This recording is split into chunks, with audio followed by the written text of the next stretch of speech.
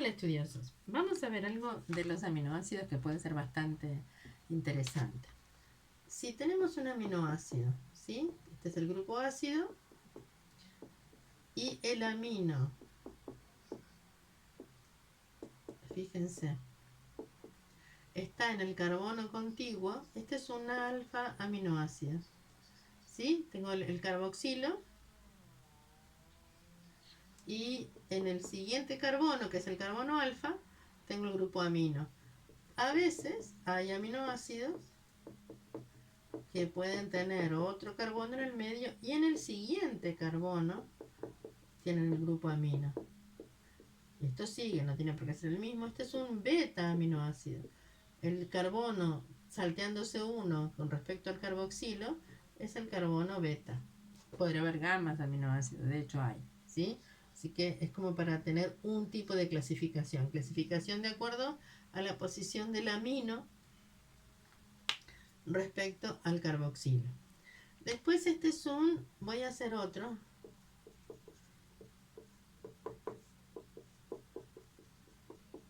Y entonces, ¿qué tengo acá? Este también es un alfa aminoácido. Pero vieron que la diferencia es que el amino está a la izquierda y en este caso está a la derecha. Entonces este es un L aminoácido y este es un D aminoácido. Así que sería L alfa o alfa L aminoácido y este sería un alfa D aminoácido. Entonces la posición del amino a la derecha es D. ¿Qué otras características puede haber? Podemos tener un aminoácido que tenga la misma cantidad de grupos amino que grupos carboxilo, por ejemplo. Yo qué sé, podemos hacerlo así. También puede ser uno y uno, y entonces este va a ser un aminoácido neutro, ¿sí? Aminoácido neutro. Quiere decir que no tiene ninguno de los dos tipos de grupos posibles, en este caso refiriéndonos a ácidos y bases, y uno que sea así es un aminoácido básico. ¿Por qué? Supongamos que esto termina así. Aminoácido básico. ¿Por qué? Los grupos básicos son los grupos amino. Y este como tiene dos grupos básicos y un solo grupo ácido, es como que ganan las bases. Y lo mismo pasa en el caso de tener dos grupos ácidos y un solo amino. Este es un aminoácido ácido. O sea, si hay más grupos carboxilo que grupos amino, en total se puede clasificar como un aminoácido ácido. Después hay otra clasificación que significa, bueno, dependiendo de si es polar o no polar el resto del aminoácido, que no es esta parte, ¿no? La que es característica de los aminoácidos, si son alifáticos, es decir, si solamente tienen grupos tipo metil, etil o de ese tipo, que son no polares, o grupos bencénicos que también son no polares, bueno, y eso va a ser la interacción entre las fuerzas que unen las estructuras secundaria, terciaria y cuaternaria. Entonces veamos. Respecto a los niveles estructurales,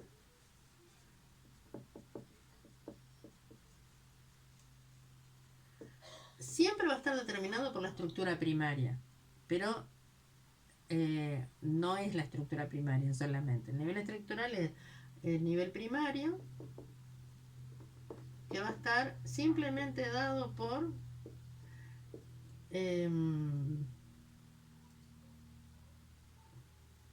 vamos a ponerlo como está puesto en otro video, que así es más fácil de visualizar. Eso mismo. Si tengo, por ejemplo, yo acá estoy simplemente representando una porción. Si esto sigue, sigue, sigue. Entonces, voy a tener enlaces peptídicos. Acá tengo un enlace peptídico que está formado por carbono doble enlace oxígeno unido por nitrógeno que tiene hidrógeno. Bueno, esta parte plana, que además en realidad a veces se abarca también esto, acá me falta esto y un grupo R, Y acá también tengo esto y otro grupo R, vamos a ponerle R', y esto sigue de largo, ¿sí? Esto es una porción. Bueno, este enlace, el enlace peptídico, es la fuerza que mantiene la estructura primaria. O sea, el esqueleto carbonado. ¿Sí? El esqueleto nitrógeno carbonado en realidad, porque en el caso de las proteínas es un esqueleto que tiene carbonos y nitrógeno. Está unido por un enlace peptídico. ¿Y de qué va a depender esta R? Bueno, de cuáles son los aminoácidos que están unidos entre sí. ¿Cuál es la secuencia de aminoácidos? No solo cuáles son, sino cuántos hay de cada uno de ese tipo y además en qué orden está. No es lo mismo la alanin, glisil, fenilalanina que la fenilalanil, glisil, alanina. Bueno, lo que quiero decir es que es importante el orden, no solamente, eso está, creo que está en otro video. Entonces el nivel primario me determina cuáles son los aminoácidos. Se dice que es la secuencia de aminoácidos, ¿sí?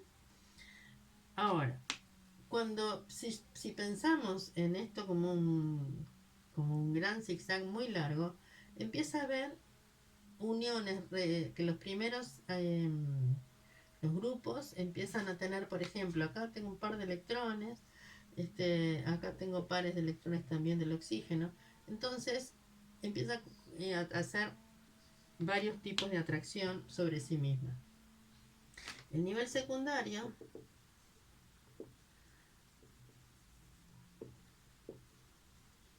está sostenido sobre todo por los enlaces de hidrógeno, antes mal llamados puentes de hidrógeno, pero como es lo mismo que se decía antes, entonces esta hebra, fíjense, si se enrosca sobre sí misma y en el medio de cada uno de estos, el hidrógeno compartido por un enlace, por el par de electrones del nitrógeno del enlace, ¿sí? Va a formar estas uniones. O sea, este es el esqueleto. Si queda ahí en esta forma así de rulito, esto se llama alfa hélice. Un tipo de estructura secundaria es la forma de alfa hélice. Otro tipo de estructura es que este propio zigzag que vemos que se va formando, con otro, el hidrógeno va a unir, pero allí, entre medio. Y puede hacerlo así como paralelamente como antiparalelo. ¿Qué significa paralelo y antiparalelo? Fíjense que si este es el amino terminal y este es el carboxilo terminal, y acá tengo en el mismo sentido, en realidad este va a quedar más queda más torcidito, no queda tan así igual al otro. Entonces la unión también tiene como una distancia mayor, y esto es paralelo. Si es antiparalelo es así, y la otra hebra tiene el COH de este lado, y ahí sí quedan mucho más cercanas y ensambladas las estructuras.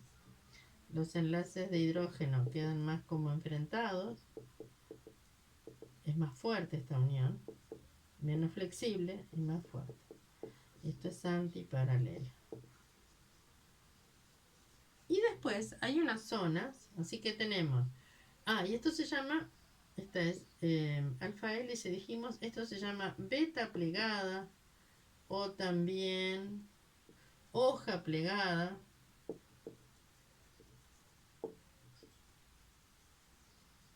¿Sí? Beta plegada, hoja plegada, que sería como si hacemos esto, pero eso serán así. A ver.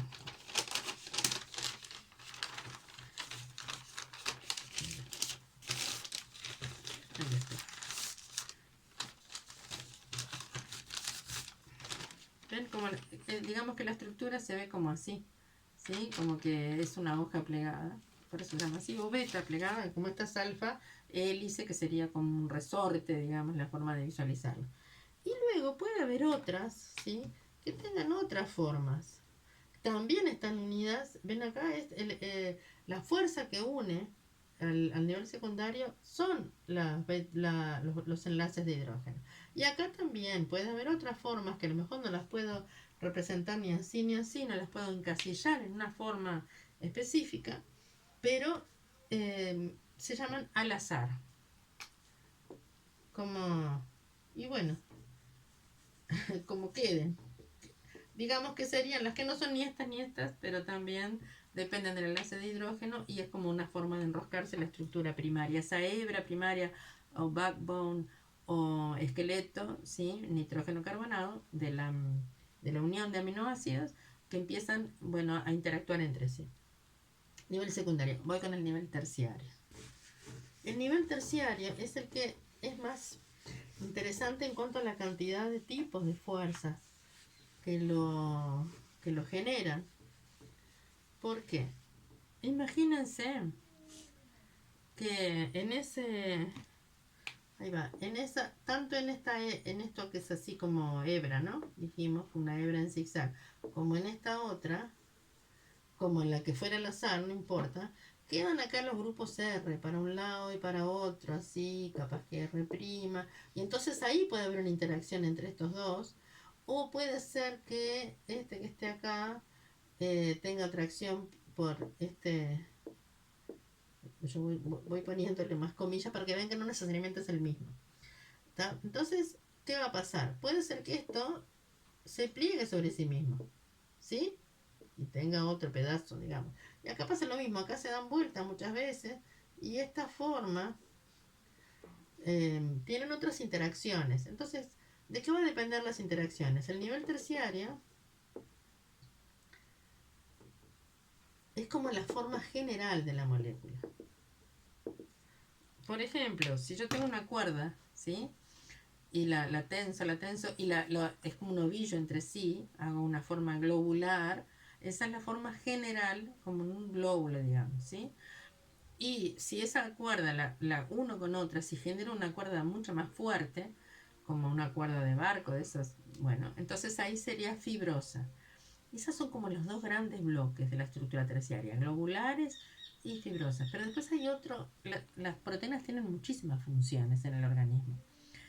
Entonces, en realidad, esto de clasificar así es como un poco grueso la clasificación, pero de todas maneras, por ejemplo, hay otras que son las porinas, que no es ni fibrosa ni globular, que forman un canal que tienen como una forma de cesta, ¿sí? Se ven como muchas vetas plegadas unidas entre sí y forman un hueco. Por allí pasan algunos solutos de la parte externa de la célula a la parte interna, por ejemplo, a través de membrana, o también hay otras en el núcleo, o sea, en la membrana del núcleo, ¿sí? Con distintas formas, o sea, la verdad es que los anticuerpos son proteínas y se adaptan a la forma del antígeno, tienen una forma de Y, que son varias cadenas, son dos cadenas que tienen dos partes cada una en realidad, con forma de Y otra parte así.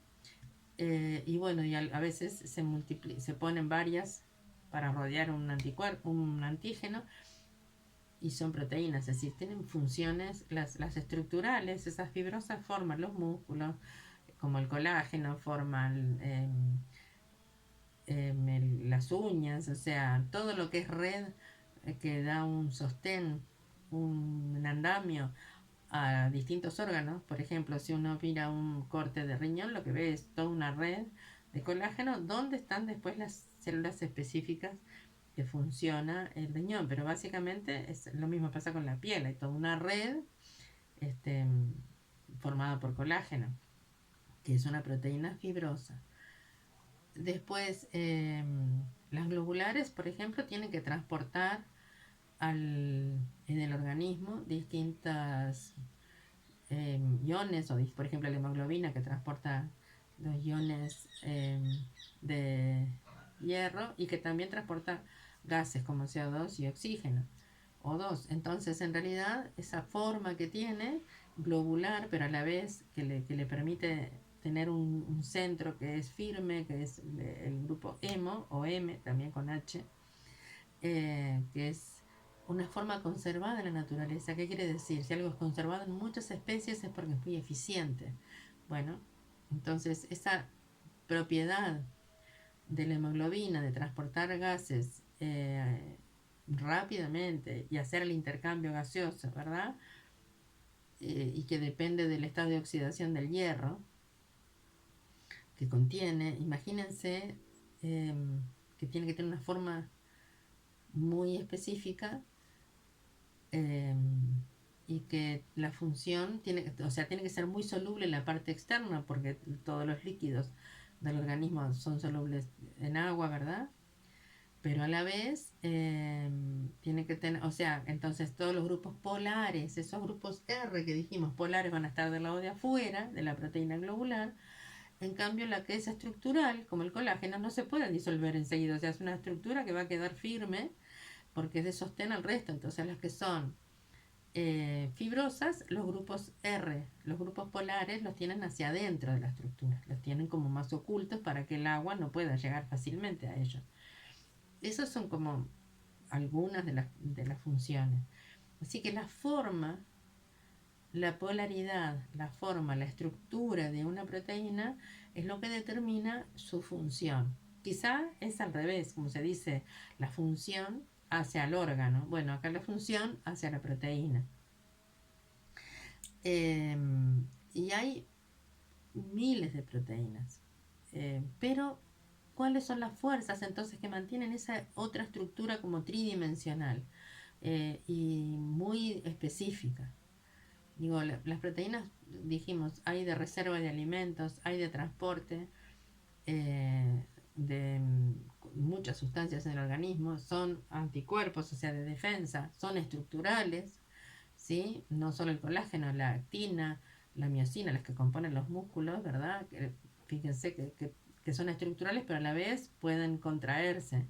Existen los que se llaman motores moleculares, es decir, proteínas que son capaces de transportar de acuerdo a los enlaces que van eh, rompiéndose y formándose permanentemente con otras que son filamentos muy que se generan rápidamente y también se pueden destruir rápidamente, pero cuando se generan son muy firmes, de actina, que es otra proteína que forma el filamentos del citoesqueleto. O sea, tienen tantas funciones.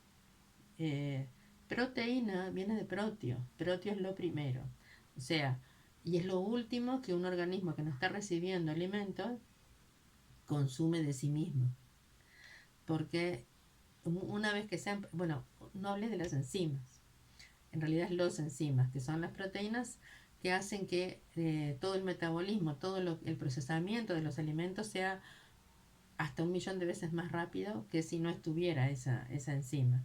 Si nosotros no tenemos enzimas, no podemos metabolizar los alimentos y entonces no podemos incorporarlos, ¿sí?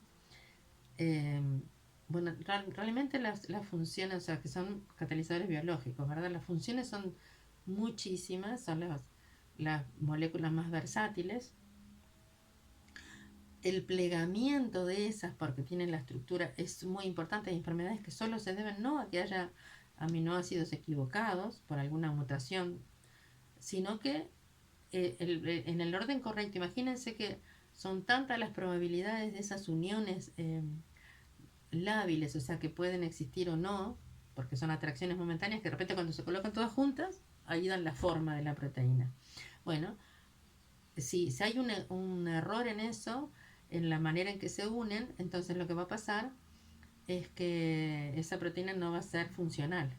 El organismo va chequeando que ese plegamiento sea el correcto y con unas proteínas, miren si no es divertido, esto se llaman chaperoninas, no sé quién les puso chaperoninas, pero esas proteínas que controlan que el plegamiento, como se juntan, sea correcto.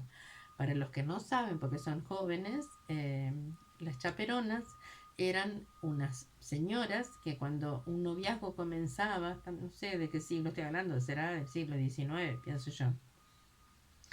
En el siglo XX se llamaba Ir de paleta, no sé ahora si existe eso. Ir de paleta quiere decir que vas al cine con tu novio si tu prima también va contigo y tu prima va a vigilar que se comporten.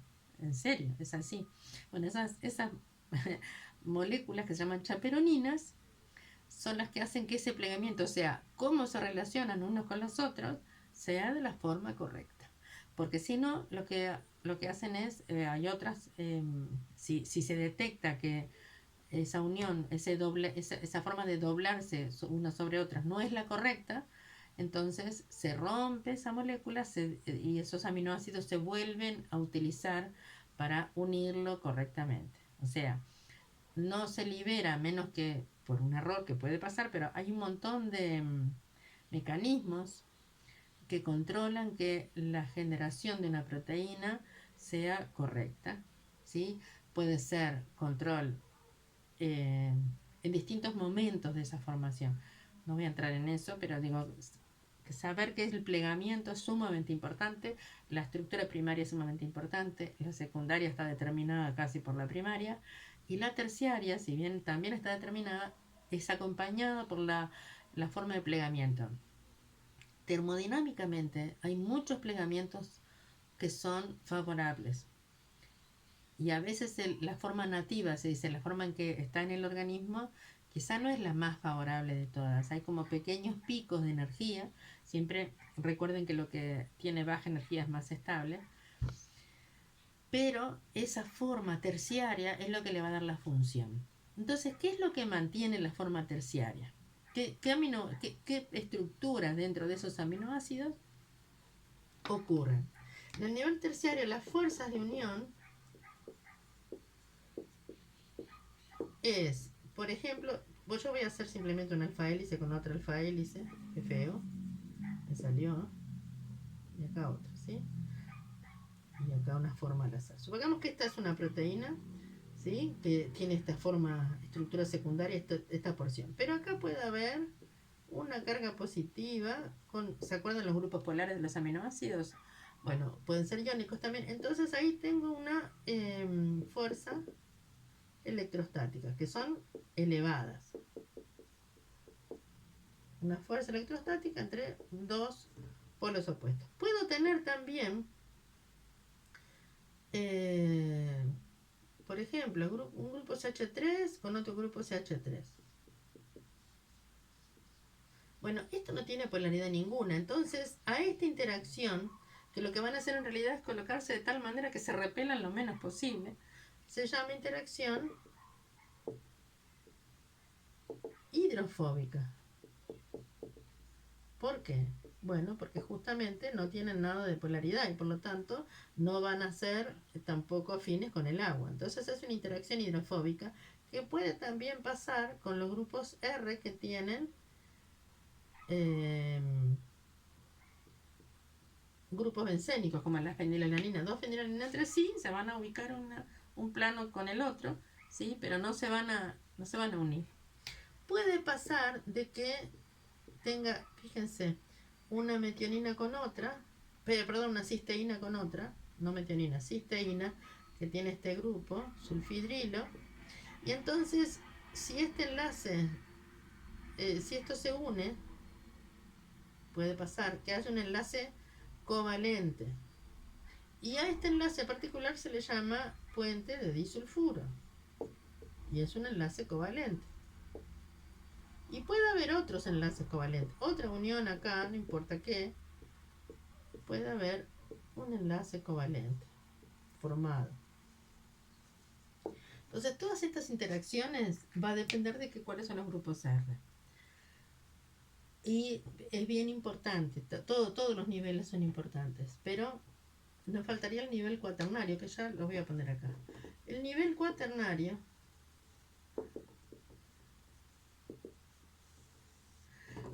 supongamos que tengo una proteína globular, pero tiene una subunidad que tiene esta forma. Tiene otra subunidad que tiene esta forma así. Y tiene otra subunidad que tiene una forma como así. Bien, pero la proteína tiene las tres subunidades. En realidad esto no tiene una cosa por fuera que la una, sino que están unidas porque, bueno, empieza a haber uniones acá también del tipo enlaces de hidrógeno, o a veces, muchas veces hay un metal positivo que atrae estas tres formas. Entonces, la proteína completa tiene varias subunidades, ¿sí? Y esas subunidades, o sea, el nivel cuaternario es la unión de varias estructuras terciarias para formar la proteína. O sea, son varias estructuras unidas entre sí, pero cada una de ellas tiene también carboxilo terminal. En realidad sería también así: carboxilo terminal y amino terminal. Acá la puse en forma de ion dipolar. Todas ellas, sí, tienen grupo amino y grupo carboxilo. Es decir, que una molécula de proteína empieza en amino y termina en carboxilo. Lo puedo pensar al revés también, pero por convenciones generales se empieza por el amino y en dirección al carboxilo. Bueno, y a su vez a veces están formando estructuras mayores, pero por ahora nos vamos a quedar, por ejemplo, como dijimos, puede ser una proteína que sea multimérica, como los grupos de anticuerpos. Hay anticuerpos que se unen, varios, que cada vez que se extraen el anticuerpo en realidad son varias moléculas del mismo tipo unidas entre sí. Puede ser dímero, trímero, de lo mismo. Eso es diferente que esto. Dímero quiere decir que son del mismo tipo. También es como esto, pero cada una de ellas son del mismo tipo. Bueno, entonces ya hablamos, en realidad ya hablamos de las dos cosas, de los niveles de estructuración y de las funciones. Seguramente quedaron funciones, por ejemplo, moléculas de señalización, quedaron funciones sin mencionar porque son tan versátiles que muy difícilmente se puede abarcar sin tener una guía todas las funciones de las proteínas. Bueno, espero que les sirva.